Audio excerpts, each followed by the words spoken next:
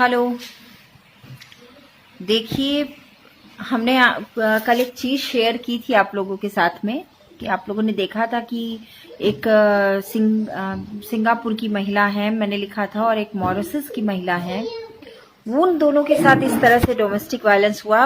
और ये सोचिए कि जो मॉरिशस की महिला है उनका तो हाल बहुत बुरा है, और एक हमारी उत्तराखंड की है, एपीओ की वाइफ है। एपीओ जो होते हैं वो मतलब इक्विवेलेंट टू डीएसपी होते हैं। हाँ बेटा, अच्छा उनको भी लाइन पे लेते हैं। हेलो। हेलो वर्षा मैम। हेलो। हेलो कौन? हाँ, वर्षा बोल रही हाँ वर्षा मैम बोलिए। हूँ। हाँ, कह रही हूँ क्या प्रॉब्लम है आपकी? मैम मेरी प्रॉब्लम यही है जो आपको मैंने बताया था, हस्बैंड परेशान करते हैं और खर्चा वर्चा नहीं देते हैं घर में। और क्या है, और हस्बैंड आपके किस पोस्ट पर है? मेरे हस्बैंड मैम एपीओ है। एपीओ है। जी। अभी क्या कर रहे हैं? अभी अभी कौन मैम? अभी हस्बैंड क्या कर रहे हैं? मैम अभी तो हस्बैंड वही है कार्यस्थल पे। ओ, बताइए। ये मैं नाम ले रही हूँ आपका, सॉरी। मैं ना लाइन पर हूँ, है ना, और लाइव पर हूँ। आप बताइए कि अगर इस तरह की महिलाओं के साथ, जो कि एक महिला डॉक्टर है जो सिंगापुर में है, एक महिला इतनी अच्छी, इतनी टैलेंटेड है, वो मतलब क्या, महिला का नाम तो नहीं ले सकते हैं, लेकिन वो मॉरिशस से हमको फोन की, उनकी स्थिति बद से बदतर कर रखी है उसके मैम हस्बैंड ने। एक रिक्वेस्ट है मैम, प्लीज नाम डिस्क्लोज मत कीजिएगा। नहीं नहीं, नहीं कर रही हूँ। जी। और बताइए, इन लोगों का ये हाल है। मैं डीएसपी की मैम पत्नी हूँ, मेरा ये हाल है। इतना परेशान किया हुआ है ना मैम, आप क्या बताएं मैम, आप ये बताइए अब कहाँ किसको जाके हम अपनी सुनवाई करें, किसको बोले कि हम परेशान हैं, कौन हमारे हेल्प के लिए आगे आएगा बताइए। कोर्ट का दरवाजा खटखटाते हैं वहाँ पे, डेट पे कुछ ऑर्डर ही नहीं करने को रेडी होते हैं वहाँ पे भी।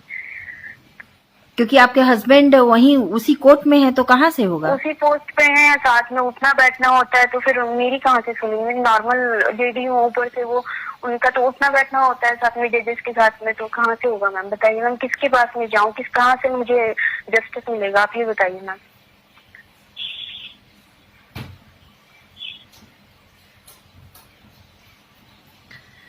हेलो हाँ हाँ, सुन रही हूँ मैं आपको। मैम, बस इसी वजह से मैंने आपको कॉल किया था। मैंने कहा आप थोड़ा सा हेल्प कर, कुछ आपसे कुछ गाइड मिलती है, कुछ हेल्प आप कर सकते हो। हम आपकी हेल्प कर सकते हैं। जी। चलिए, बहुत शुक्रिया आपका कि आप इतना, मतलब ऐसा समझ रही हैं कि मैं एक चीज को समझ सकती हूँ। जब एक पद पर कोई मैम एक चीज ये है ना, देखो आप जिस फेज में अभी आप हो, जिस चीज से आप गुजर रहे हो, आप अकेली लेडीज नहीं है जो यहाँ में आपकी कंडीशन है। आपकी जैसी बहुत सी ऐसी महिलाएं हैं जो परेशान है अपने घर में। कुछ औरतें होती हैं बाहर आके आवाज निकाल देती है मुंह से, कुछ होती है वहीं दम घुट घुट के मर जाती है, आत्महत्या कर लेती है। सही बोलो ना मैम, तो ये चीज है। तो अब ये तो नहीं है ना कि कब कब तक हम लोग अपने घर में बैठ के एक कोने में बैठ के रोते रहेंगे। क्या हमें अधिकार नहीं खुल के सांस लेने का, या अपने हक को लेने का, अपने आप को आगे आगे लाने का, क्या हमें कोई राइट नहीं बनता है मैम? बिल्कुल बनता है, लेकिन कुछ दिया जाए तब ना। देखिए, लोग अपने पद, पावर, पैसे का किस तरह से मिसयूज करते हैं अपने मैम पद। मिसयूज करें आप कुछ भी करें, आप बाहर वालों के साथ में करें ना मैम। आप एक औरत जो आपके घर को चला रही है, आपके बच्चे को संभाल रही है, आपको आगे मतलब कहीं ना कहीं वो आपको आपकी मार्गदर्शक तो वही है ना, उसकी किस्मत से आप कुछ, आपको जो आपके पास जो भी है आप उसी की किस्मत से आपके पास है। आपके पास कोई भी पावर है, कोई भी पोस्ट है, उससे हमें क्या लेना है। एटलीस्ट आप अपने घर में तो सही से रहिए, अपनी पत्नी को, अपने बच्चे को, उसके तरफ तो आप देखिए। आप नहीं देखोगे तो कौन दिखेगा। अब समझिए कि ये खुद डीएसपी लेवल के अधिकारी की पत्नी है, और तब ये हाल है। हम डीएसपी की पत्नी है, तब ये हाल है। क्या हाल बना रखा है। तो क्या करें मैम बताइए, कब तक हम घुट घुट के जिएंगे ऐसे? क्या हमें इंसाफ नहीं मिलेगा, या ऐसे घुट घुट के मर जाएंगे घर में रह के? किसके पास जाएं हम, किसका दरवाजा खटखटाएं? सुप्रीम कोर्ट भी जाएंगे, हाई कोर्ट जाएंगे। जो हमारा इंडिया का जो लॉ है, आप बताइए, सीढ़ी की चाल जो चाल चलता है, बता कब तक हम इंसाफ के लिए भटकेंगे दर बदर? नहीं, एक एक चीज होना चाहिए जो मुझे लगता है ना कि हमें हर राज्य का आरटीआई लगा के सर्वे निकालना चाहिए कि डोमेस्टिक वायलेंस के कितने केसेस अब तक हुए हैं, और इन सबको लेके हाई कोर्ट या सुप्रीम कोर्ट में हम लोगों को अपील दाखिल करनी चाहिए, जनहित याचिका PIL। मैम हाई कोर्ट जी PIL डालनी चाहिए सुप्रीम कोर्ट में। और मैम आप बोल रहे हो डोमेस्टिक वायलेंस के कितने केसेस हैं? आप अभी तो चलो ठीक है, अभी कोविड और उनका निपटारा क्यों नहीं अब तक हुआ है? मैम कोविड टाइम में इतने केसेस फाइल हुए हैं डीवी डोमेस्टिक वायलेंस के, जिसकी कोई हद नहीं है, लिमिट में गिनतियों में ही नहीं है मैम डोमेस्टिक वायलेंस के केसेस कोविड टाइम पे। नहीं, हम लोगों को कुछ ना कुछ करना चाहिए और जरूर से PIL वगैरह दाखिल करना चाहिए, क्योंकि देखिए किसी ना किसी को तो बोलना पड़ेगा ना। हाँ, किसी ना किसी को बोलना पड़ेगा, मुझे लगता है किसी को तो आगे आना ही पड़ेगा मैम। सब औरतें, कुछ औरतें तो ऐसी हैं, हम चलो अपने दिल की बात एक दूसरे से कर ले रहे हैं, कुछ तो औरतें मैम घुट घुट के मर जाती हैं, वो अपनी आवाज तक नहीं निकाल पाती घर से बाहर, कुछ सुसाइड कर ले रही हैं। नहीं, 5 साल मैं भी नहीं निकाली हूँ, तो बाद में जब ज्यादा चरित्र हनन हो गया और उल्टे सीधे। आप 5 साल निकाले हो, आपका तो फिर भी टाइम पीरियड बहुत कम है मैम। मुझे 10 साल हो गए झेलते हुए। 10 साल हो गए, देखिए मैम। और सिर्फ अपनी पावर और प्रतिष्ठा का इस्तेमाल करते हुए मेरी आज ये हालत हो रखी है। मेरी कहीं पे भी सुनवाई नहीं होती है, कहीं भी जाती हूँ, कहीं से मुझे इंसाफ नहीं मिलता, क्योंकि वो अपने पद और पावर का दुरुपयोग कर रहे हैं ना। जी मैम। अच्छा ठीक है, मैं आपको कॉल करूंगी, मैं आपको एक तरीका बताती हूँ, उसको इस्तेमाल करिएगा, है ना? Okay ma'am. कॉल करती हूँ आपको आधा घंटा में। ठीक है। Thank you ma'am. Okay, thank you so much, bye. देखिए, एक APO है, APO से भी प्रमोट होके SPO हो गए, उनका ये हाल है, उनकी पत्नी का। ऐसे मतलब मुझे हर दिन कम से कम 10 ऐसे कॉल्स आती है जो कि अच्छे अच्छे अधिकारी की पत्नियों की है, और ये हाल है उनका। एक जो मुझे मॉरिशस से जो कॉल आया है, उसमें उस औरत ने, वो सी इज 47 ईयर्स ओल्ड, अभी वो 51 साल की हो गई है, अभी 51 साल की है, सॉरी 51 ईयर्स ओल्ड है। और वो मुझे, उनके में इतना टैलेंट है कि उसके टैलेंट को उसके हस्बैंड ने मार दिया, सब खत्म कर दिया, और मॉरिशस में किसी दूसरी शादीशुदा महिला से डाइवोर्स करा के शादी कर लिया और ऐश कर रहा है, और 2 बच्चे हैं, मेरी एज की उनकी बेटी है। आप अंदाजा लगाइए कि वो क्या सह रही होगी और उसकी क्या स्थिति होगी। उनको लाइन पे लें, उनको सुनेंगे आप लोग? पता है, हम उनसे रात में 1 घंटा बात की, क्योंकि वहां पे दिन होता है उस समय शायद, तो वो हमको रात में कॉल की और 1 घंटा बात हुई। मैं उनमें, मुझे लग रहा था कहीं इतनी घबराहट हो रही थी कि कहीं ये मेरा फ्यूचर ना हो जाए, कहीं ऐसा मेरा फ्यूचर तो नहीं हो जाएगा, मेरे बच्चे का फ्यूचर तो ऐसा नहीं हो जाएगा। उनका हस्बैंड एक बड़े पोस्ट पर, मॉरिशस के एक बड़े बैंक में के DGM है वो, और अच्छा खासा अर्निंग करते हैं, और लड़कियों को घुमाते हैं। वो बोले कि स्टार्टिंग में मैं ध्यान नहीं दिया करती थी, जहां जाते थे एक नई गर्लफ्रेंड बना लेते थे, बातें किया करते थे, हमें क्या पता था, और उस लड़की के साथ करवा चौथ मना रहे हैं, घूम रहे हैं। मैं मैडम देखिए, मैं इतनी मैडम करके मुझे बात कर रही हैं, मतलब मेरी माँ की उम्र की है वो, आप समझिए, मतलब माँ की उम्र की तो नहीं, 51 ईयर्स की है, लेकिन फिर भी वो सोचिए कि इस तरह की बातें वो कह रही थी कि क्या उनकी स्थिति, महिला की स्थिति क्या हो गई है, हम तो समझ ही नहीं पा रहे हैं। वो बेचारी हमको 4 बार 5 बार फोन की कि हम क्या करें। मेरे हस्बैंड बोल रहे हैं कि हम लंदन शिफ्ट हो जाएंगे, मेरी बेटी को बता रहे हैं कि हम तो उसके साथ लंदन शिफ्ट हो जाएंगे, हम तो तुम्हारी माँ के साथ रहेंगे ही नहीं। और वो औरत कह रही है कि जिसके साथ हमने 28 साल अपने जीवन का दे दिया। बोली कि वो जब इंडिया में थी तो उसकी गवर्नमेंट जॉब थी, उसने अपनी गवर्नमेंट जॉब छोड़ दी। उसके हस्बैंड की जब बाहर जॉब लगी तो हस्बैंड कहने लगा कि अरे चलो ना, हम बाहर जा रहे हैं, वहां कमाएंगे ना, वहां मेरी जॉब लग गई है, तुमको यहाँ अपनी गवर्नमेंट जॉब छोड़नी पड़ेगी। जबकि वो लेडी कुरुक्षेत्र में सरकारी टीचर के पद पर थी। बच्चे जब हुए तो उसने, हस्बैंड ने कहा कि नौकरी छोड़ दो, बच्चों का पालन पोषण कौन करेगा, तो उसने नौकरी छोड़ दी।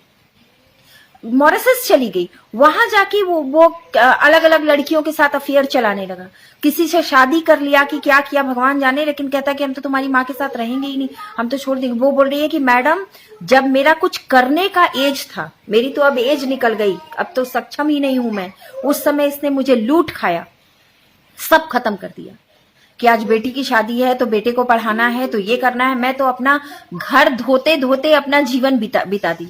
मुझे आज क्या मिला?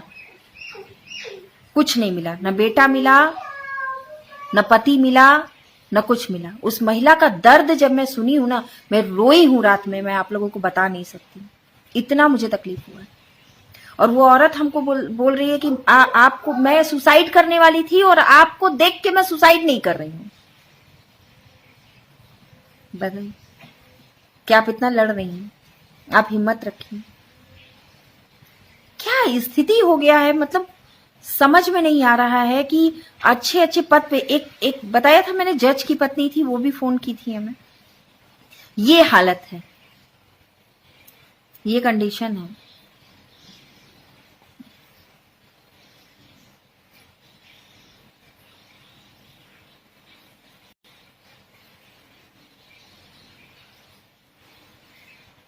अब सोचिए, उनसे भी बात करती हूँ, आप लोग सुनिएगा, उनको भी नाम नहीं लूंगी उनका, लेकिन उनसे बात करती हूँ। हेलो हेलो हेलो, कौन बोल रहे? वर्षा, दूसरे नंबर से कॉल की हूँ आपको। अच्छा, हाँ वर्षा, क्या करें आप में तो, आपकी तो मैंने कहा अभी बच्चा भी छोटा है, आप तो क्यों ऐसे आदमी के साथ रहना चाह रही हो? मेरी तो मेरी जिंदगी गुजर गई। नहीं तो हम अपना कुछ करेंगे ना। आपने क्या किया ना कि अपना फ्यूचर स्पॉइल कर दिया। आपने अपने आप को बढ़ाया नहीं, उठाया नहीं, आपने ये गलती कर दी। मैं तो अपनी जॉब छोड़ के, वो हस्बैंड की ट्रांसफरेबल जॉब थी ना, तो उसके साथ मेरी तो अच्छे अच्छे स्कूलों में जॉब लगी थी, गवर्नमेंट स्टेट मिलता था, वो छोड़ के चली गई, फिर मॉरिशस चली गई उनके पीछे, और गवर्नमेंट जॉब भी छोड़ दी। बस अच्छा, जिससे अफेयर है, जिससे वो शादी की, वो मॉरिशस में ही है ना? नहीं, अब वो तो इंडिया आ गई थी, अब वो नाइजीरिया चली गई है। अच्छा, नाइजीरिया चली गई। लेकिन अफेयर तो लेकिन शादी उन्हीं से कर ली है, मुझे लग रहा है। अब ये नहीं मुझे पता करी है या नहीं करी। लेकिन आप में तो इतना टैलेंट है। टैलेंट तो बहुत था, मैं तो हमेशा स्टेज पर ही रहती थी कॉलेज टाइम में, मैं तो मिस यूनिवर्सिटी रह चुकी हूँ और मतलब बेस्ट टीचर रह चुकी हूँ। इतना टैलेंट था, तभी तो मेरे हस्बैंड ने बढ़ने नहीं दिया मुझे। बढ़ने नहीं दिया ना? मैं तो इतनी सुंदर थी, मतलब कहते थे, मैं तो पहली बार देखा तो देखता ही रह गया, इतनी सुंदर थी मैं। आप अभी भी बहुत सुंदर है, आप कहीं से लगती नहीं है कि आप 51 क्रॉस कर चुकी हैं।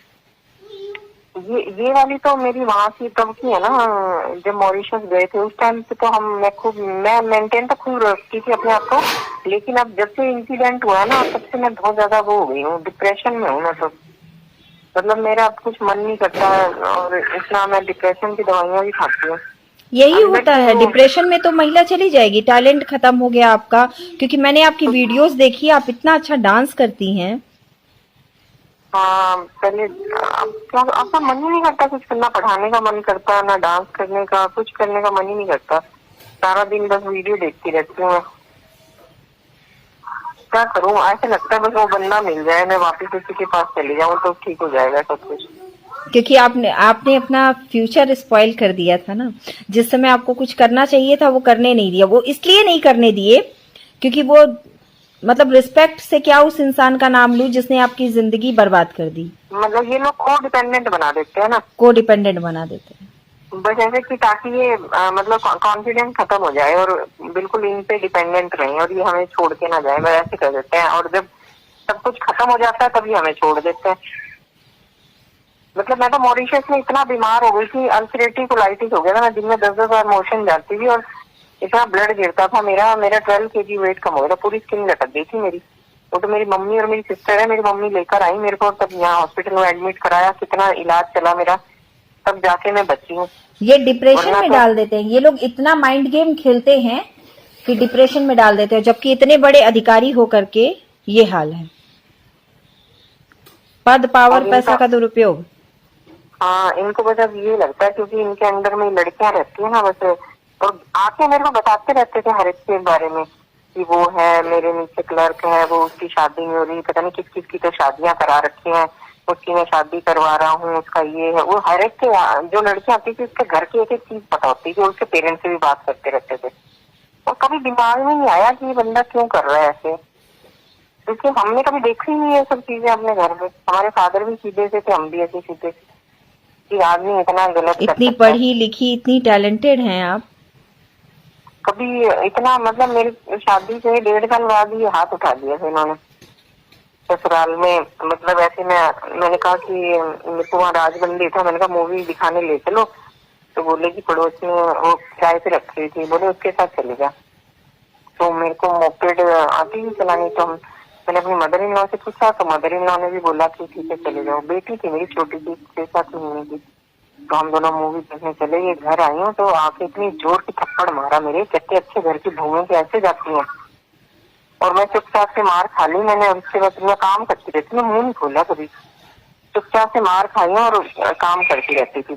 घर का मतलब वहाँ सर्वेंट वगैरह थे नहीं, इनके घर की हालत बहुत खराब थी, मतलब ससुर जी नहीं कुछ कर रहे हैं, जेठ देवर कुछ नहीं करते थे, सबके सब मैं पूरे दिन नौकरों की मेरा काम करती रहती थी। अपनी जॉब छोड़ के अच्छी भली तब बस मम्मी को बोलती थी, मम्मी भी बस यही तो होता है कि महिलाएं अपना सास जॉब ससुर छोड़ के- देती हैं बच्चे और पति के लिए, और पति उनको हाँ, को डिपेंडेंट बना के ये हाल बना देते हैं। कुछ पतियों का ये हाल है, बाकी तो बहुत अच्छे से अपनी, कुछ तो अपनी पत्नियों को बहुत अच्छे से रख रहे हैं।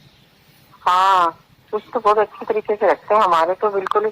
बस ये राजस्थान के ना, तो बोले कि मेरी इज्जत नहीं करते, मेरे को दहेज नहीं दिया, मेरी इज्जत नहीं करी, क्योंकि राजस्थान के थे। और ये इनके खुद जो जीजा है वो डायरेक्टर है यहाँ करनाल में, अब वो वीसी बन गए वो पंतनगर के। डीसी। तो ये लोग तो खूब वीसी वाइस चांसलर, अच्छा।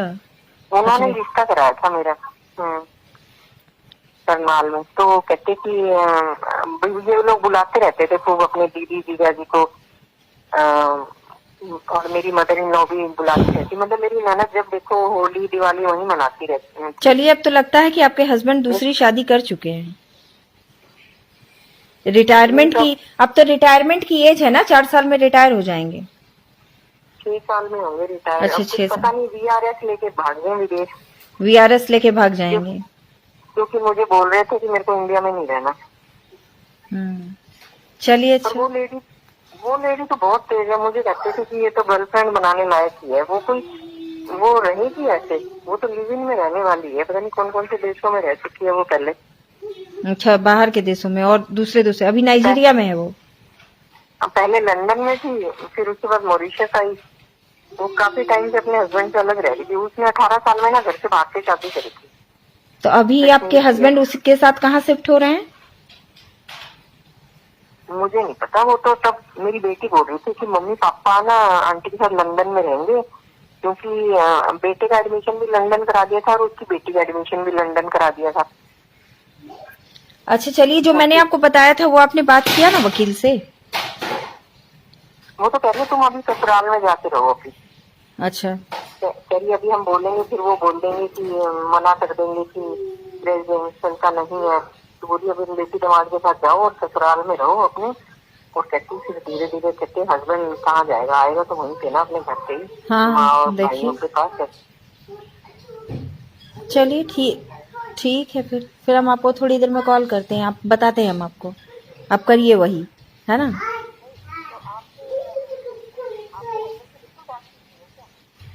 नहीं। सब ठीक है, हो जाएगा सब, सब एक साथ। हाँ।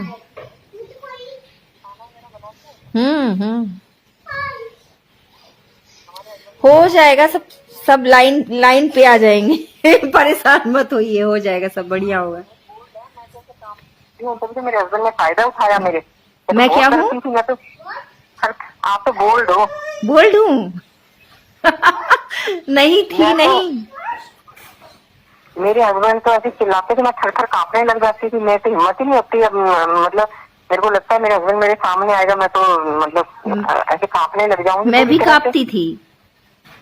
हाँ। मैं भी कांपती थी, लेकिन जब मेरे चरित्र पर उल्टा सीधा लांछन लगने लगा गलत एलिगेशंस लगने लगे, तब मैं स्ट्रांग हो गई, मुझे लगता है ज्यादा।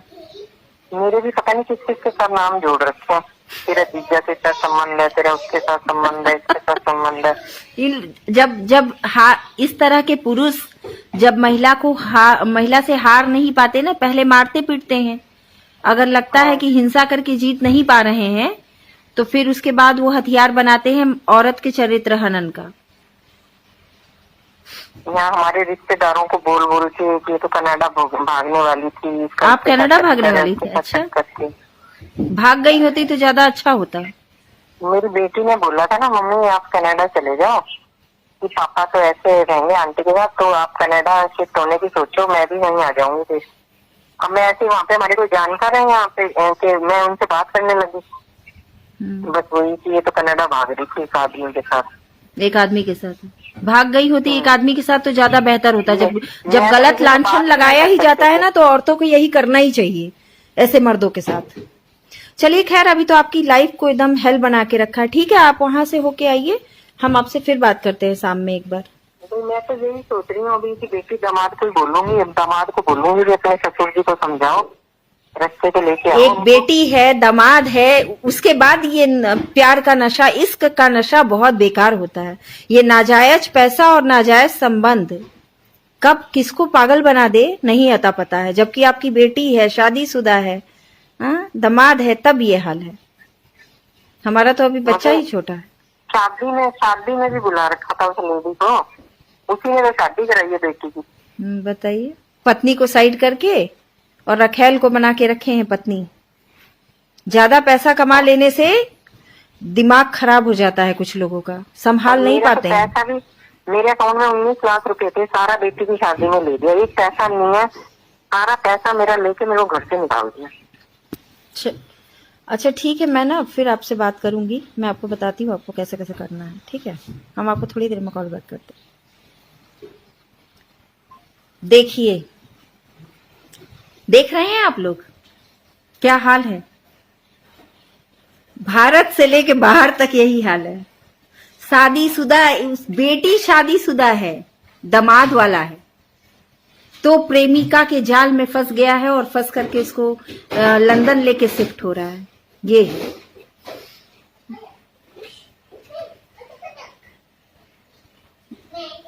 ये हाल है लोगों का। आप सोचिए कि हमारा क्या होगा। वो बुढ़ापे में उनको, जब बेटी और दामाद वाले का दिमाग खराब हो चुका है। ऐसे ऐसे लोग हैं। अब आप लोगों को लगता, क्योंकि कुछ लोगों को ये लगा होगा कि जब हमने लिखा कि हमारे पास मॉरिशस और सिंगापुर से कॉल आई, तो लोगों को लगता होगा मैडम तो झूठ बोल रही होंगी, लेकिन हमने बात करा दी, इसीलिए हमने सुना दिया आप लोगों को कि हम झूठ नहीं बोल रहे हैं। एपीओ का भी बात करा दी, जज की वाइफ फोन नहीं उठाई, नहीं उससे भी बात करा देते आप लोगों को। और सिंगापुर वाली डॉक्टर है तो अभी फोन उठाएगी नहीं,